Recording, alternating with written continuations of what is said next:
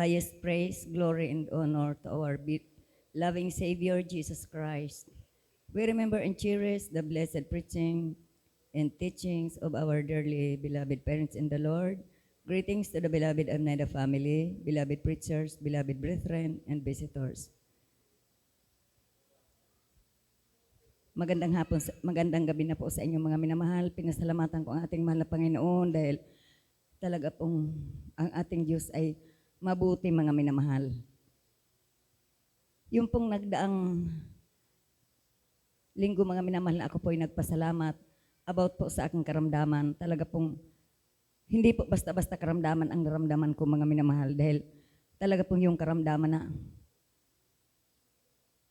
parang pakiramdam ko po, mawawala na po talaga ako sa mundong ito, mga minamahal.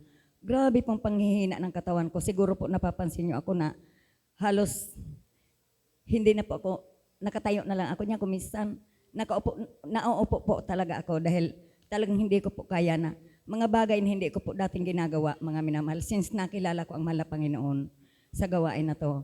Ngayon lang po nangyari yun, mga minamahal, dahil talaga pong hanggat maaari po, kung pwede lang, hindi po talaga ako dadalaw. Kaya lang po, hindi pwede, mga minamahal, dahil ang ating mahal na Panginoon ay Diyos na siloso, mga minamahal.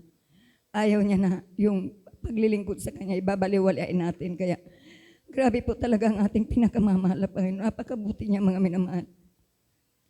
Isang araw, mga minamahal, nung nagdang Lunes, mga minamahal, grabe po panghina ng katawan ko. Hindi po basta-basta panghihina, mga minamahal, na parang ayaw ko na po talagang kumilos, ayaw kong tumayo, ayaw kong kumain. Wala, mga minamahal. Gusto ko po nakapikit yung mata ko, pero hindi naman po ako natutulog, mga minamahal. Hanggang, mga minamahal, alas 9 ng umaga, mga minamahal, pinilit ko po sanang nakaupo lang po ako doon sa upuan namin sa sala, mga minamahal. Pero hinihila na po ako ng katawan ko na mahiga. Kaya ginawa ko po, pumasok po ako doon sa kwarto, nahiga po ako. Nang mahiga po ako, grabing panghihina, mga minamahal, yung katawan ko. Grabing hina ko, mga minamahal. Ngayon, sabi ko, grabe pong pagsisisi kung ano-ano na. Yung isipan ko na lang po, yung hinahanap ko kung saan ako nagkulang, saan ako nagkamali sa ating mahal na Panginoon. Sa araw-araw na ginawa niya, yan lang po ang laging nasa isip ko. Sa araw-araw na ginawa niya, iniisip ko kung saan ba ako nagkamali sa pamamagitan ng pananalita, gawa o sa aking kaisipan. Pero wala po talaga akong maalala, mga minamahal. Kaya sabi ko po, noon po talaga nung mga nagdang buwan, mga minamahal, naisip ko na po na gusto ko mag-ayuno, mga minamahal. Pero sa ganito ko sabi kong kalagayan, dahil last month pa po itong karamdaman ko, mga minamahal, pero hindi siya malala. Gusto ko na pong magpasting noon. Sabi ko, parang hindi yata pwede kasi yung pong grabe kong ubo, mga minamahal. Ngayon hanggang sa dumating po itong pumasok na po ang May. Nung nagdaang Lunes lang, mga minamahal. Hindi itong Lunes na to, mga minamahal, yung isang Lunes pa. Talagang grabe po talaga yung panghihina ko. Sabi ko, mahal na Panginoon, kalooban mo po ba na magpasting ako? Kung kalooban mo po magpasting ako, palakasin mo po ako. Nakadilat po yung aking mga mata, mga minamahal, kaya napakabuti ng Diyos, hallelujah. Dumilat po yung aking mata na parang walang anuman. Tapos, parang nakaramdam ako na malakas. Kaya sabi ko, malapay noon, bukas na bukas din malapay noon, mag-aayuno ako. Kaya pinasalamatan ko po ng labis ang ating pinakamamahal na Panginoon dahil talaga pong binigyan niya ako ng kalakasan hanggang ngayon, mga minamahal. Kahit hindi pa po tapos yung aking pag-aayuno, mga minamahal, pero nariyan na po ang kalakasan. Tapos yung mga karamdaman ko, mga minamahal, konti lang po yung natitira, mga minamahal. Kaya labis ko po yung pinasalamatan sa ating mahal na Panginoon. Hallelujah. Dahil napakabuti niya, mga minamahal, sa gawain nating mga minamahal. Grabe po talaga ang pagkilos ng ating pinakamamahal na Panginoon. At akin din pong pinsalamatan, mga minamahal, ang ating mahal na Panginoon sa mga biyaya naming natatanggap sa araw-araw, sa kalakasan, pag-iingat, sa mga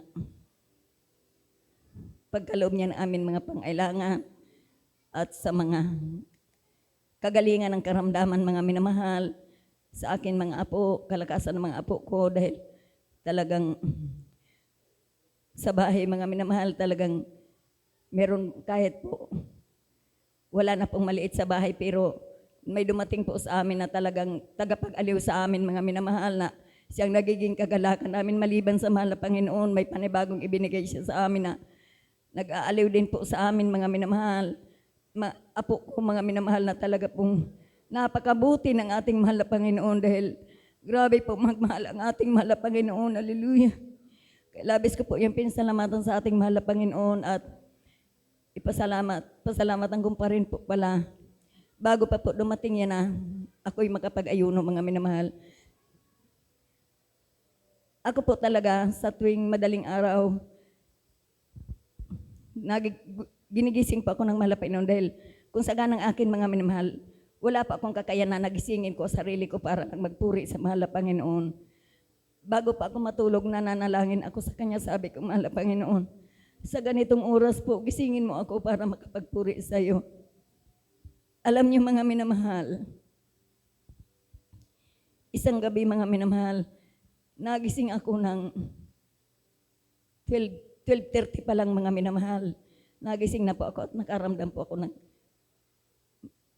matinding pag-iihi, mga minamahal. Ngayon, mga minamahal, ginawa ko dali-dali po akong pumasok ng CR, nag-ihi po ako. Pagkatapos po ng ihi ko, mga minamahal, grabe mga minamahal na parang naupos po akong kandila doon. Kaya natakot po ako kasi baka hindi na po ako makalabas ng CR. Wala na pong gising sa amin, mga minamahal. Lahat na po sila tulog. Ngayon, ginawa ko, mga minamahal, dali-dali po akong pumasok sa kwarto, diretso po akong higa. Paghiga ko mga minamahal, alam niyo mga minamahal, lahat ng pawis ko na yata lumabas. Grabe mga minamahal. Sabi ko, parang hanggang dito na lang yata ang buhay ko. Gusto ko na sanang gisingin yung mga anak kong katabi ko mga minamahal, pero parang nawalan po ako ng lakas na gisingin sila. Pumasok po sa isipan ko na kunin ko yung biskwit doon sa ilalim ng higaan ni Lindon, mga minamahal. At ginawa ko mga minamahal, kinuha ko yung biskwit ni Lindon kasi grabe mga minamahal, grabing gutom mga minamahal na ramdaman ko. Yung para bang, yung ilang araw kang hindi kumain, hindi ka naman fasting. Parang ganun mga minamahal aking naramdaman. Na naubos lahat yung walang-wala talagang laman yung tiyan ko. Ginawa ko mga minamahal, kinuha ko po yun at kumain pa ako ng isang biskwit at uminom po ako ng tubig. Kahabagan po ng mahal na Panginoon, nawala po yung aking panghihina ng katawan mga minamahal, yung aking pagpawis na yan mga minamahal, nawala po yan. Hanggang sa sabi ko, gano'n na rin lang naman nagising na ako, nagpuri na po akong tuluyan sa ating mahal na Panginoon. Kaya labis ko po yan laging pinasalamatan sa mahal na Panginoon dahil kung wala po talaga ang ating mahal na Panginoon, sino ang ating lalapitan mga minamahal?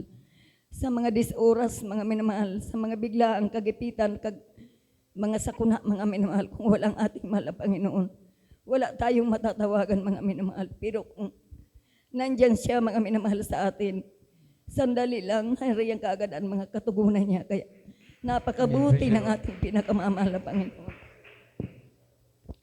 Pinasalamatan ko rin, mga minamahal, ang mga pagpapala niya sa akin, mga anak, na mga trabaho, mga minamahal. Labis ko rin po yung pinasalamatan na nariyan palagi na pinag-iingatan niya yung mga anak ko. Malalayo man kami, mga hindi maghiwa-hiwalay man kami, pero ang gabay at patnubay ng mahal na Panginoon, kung paano niya kami pinag-ingatan dito, sila rin doon, mga minamahal, pinag-iingatan ng ating pinakamamahal na Panginoon. Kaya ang lahat-lahat ng kapurihan at ang kapasalamatan, tanging sa ating pinakamamahal na Panginoon lamang.